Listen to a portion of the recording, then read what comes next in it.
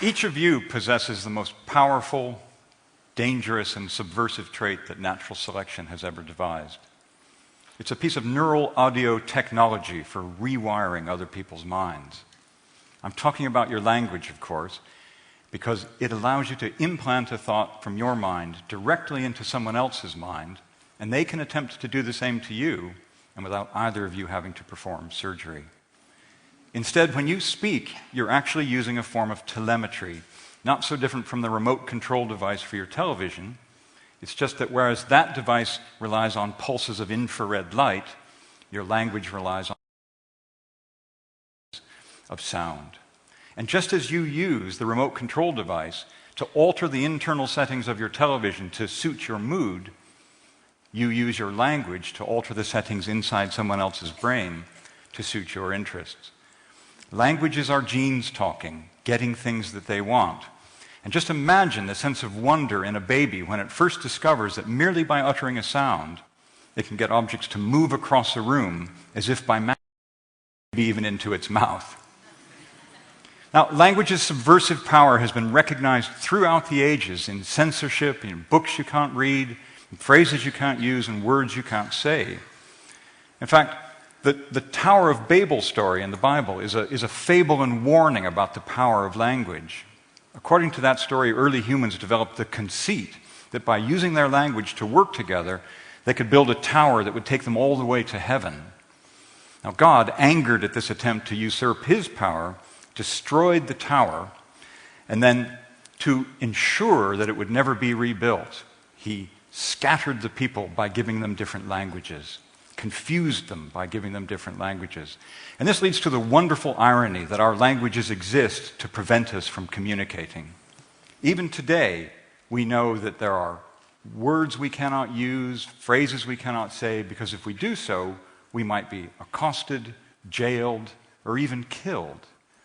And all of this from a puff of air emanating from our mouths. Now, all this fuss about a single one of our traits tells us there's something worth explaining. And that is, how and why did this remarkable trait evolve, and why did it evolve only in our species? Now, it's a little bit of a surprise that to get an answer to that question, we have to go to tool use in the chimpanzees. Now, these chimpanzees are using tools, and we take that as a sign of their intelligence. But if they really were intelligent, why would they use a stick to extract termites from the ground rather than a shovel? And if they really were intelligent, why would they crack open nuts with a rock? Why wouldn't they just go to a shop and buy a bag of nuts that somebody else had already cracked open for them? Why not? I mean, that's what we do. Now, the reason that chimpanzees don't do that is that they lack what psychologists and anthropologists call social learning. They seem to lack the ability to learn from others by copying or imitating or simply watching. As a result, they can't improve on others' ideas or learn from others' mistakes, benefit from others' wisdom. And so they just do the same thing over and over and over again. In fact, we could go away for 1,000,000 years and come back, and these chimpanzees would be doing the same thing, with the same sticks for the termites and the same rocks to crack open the nuts. Now, this may sound arrogant or even full of hubris. How do we know this? Because this is exactly what our ancestors, the Homo erectus, did. These upright apes evolved on the African savanna about 2 million years ago, and they made these splendid hand axes that fit wonderfully into your hands. But if we look at the fossil record, we see that they made the same hand axe over and over and over again for 1 million years. We can follow it through the fossil record. Now, if we make some guesses about how long Homo erectus lived, what their generation time was, that's about 40,000 generations of parents to offspring and other individuals watching in which that hand axe didn't change. It's not even clear that our very close genetic relatives, the Neanderthals, had social learning. Sure enough, their tools were more complicated than those of Homo erectus, but they too showed very little change over the 300,000 years or so that those species, the Neanderthals, lived in Eurasia.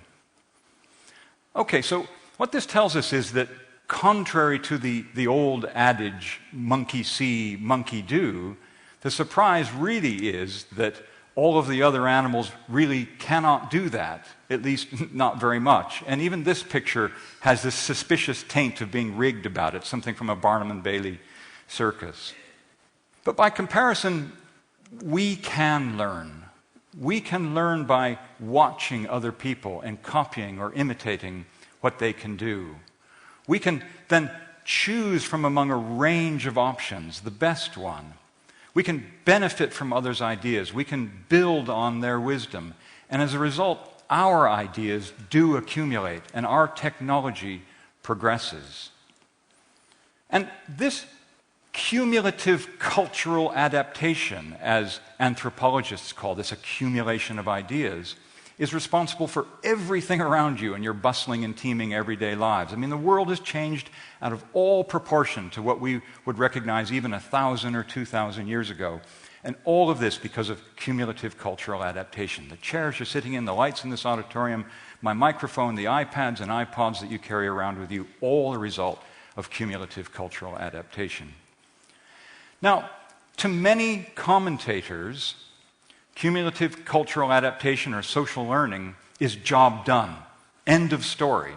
Our species can make stuff, therefore we prospered in a way that no other species has. And in fact, we can even make the stuff of life, as I just said, all the stuff around us.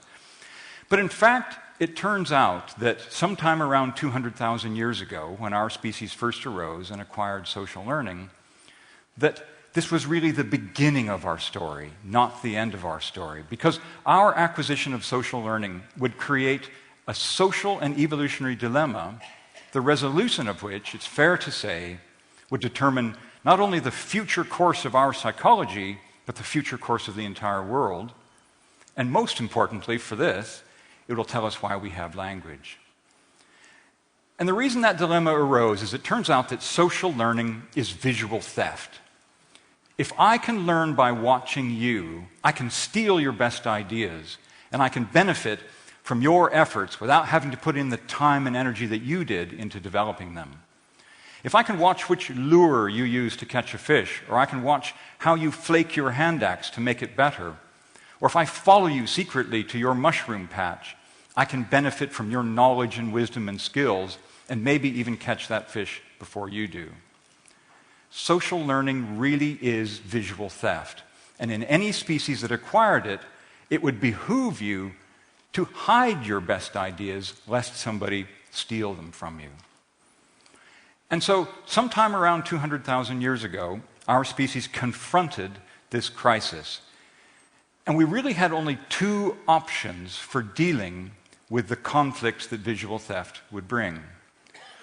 One of those options was that we could have retreated into small family groups, because then the benefits of our ideas and knowledge would flow just to our relatives. Had we chosen this option sometime around 200,000 years ago, we would probably still be living like the Neanderthals were when we first entered Europe 40,000 years ago. And this is because in small groups there are fewer ideas, there are fewer innovations, and small groups are more prone to accidents and bad luck. So if we'd chosen that path, our evolutionary path would have led into the forest and have been a short one indeed. The other option we could choose was to develop the systems of communication that would allow us to share ideas and to cooperate amongst others.